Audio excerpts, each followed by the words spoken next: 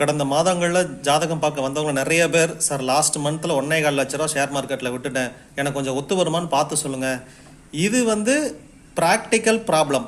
Election நடந்துச்சு இல்லையா, election நடக்கும்போது உதாரணத்துக்கு சொல்கிறேன், இப்போ பிஜேபி ஜெயிக்குதுன்னு அவங்களுக்கு தெரியுதுன்னு வச்சுக்கோங்களேன், பிஜேபி சம்மந்தமான ஷேர்ஸ் எல்லாத்தையும் வாங்குவாங்க, மற்ற ஷேர்ஸில் இன்வெஸ்ட் பண்ணிட்டு மொத்தத்தையும் விற்று இதில் இன்வெஸ்ட் பண்ணிடுவாங்க. அப்போ என்னன்னா, யாரெல்லாம் விற்றீங்களோ, இப்போ பல்க் அமௌண்ட்டை ஃபஸ்ட்டு எடுத்தாங்க பார்த்தீங்களா, அவங்க தான் இந்த இறக்கத்திற்கே காரணம். நீங்கள் இப்போ மானிட்டர் பண்ணும்போது -50,000 போகுது அப்படின்னா போகும், ஆனால் எலெக்ஷன் முடிஞ்சு ஒரு 2 மாதம் கழிச்சு மீண்டும் ரைஸ் ஆயிரும். வெயிட் பண்ணணும். ஐயோ மைனஸில் போகுது, உள்ள வரைக்கும் காப்பாற்றுவோம் அப்படின்னு சொல்லிட்டு பணத்தை சேலை வித்துட்டீங்க அப்படின்னா உங்களுக்கு நட்டம் தான். எவ்வளோ ஆச்சு தெரியுமா? 20 லட்சம் கோடி லாஸ் ஆச்சு கடந்த 2 மாதத்தில். நீங்கள் லாஸ் ஆனவங்க எல்லாரும் இந்த 20 லட்சம் கோடிக்குள்ளே இருக்கிறீங்க. அதனால இந்த தப்பு பண்ணாதீங்க. அப்ஸ் அண்ட் டவுன் இருக்க தான் செய்யும். ஜஸ்ட் ஹோல்ட் இட், இல்லைன்னா ஷேர் மார்க்கெட் பண்ணாதீங்க.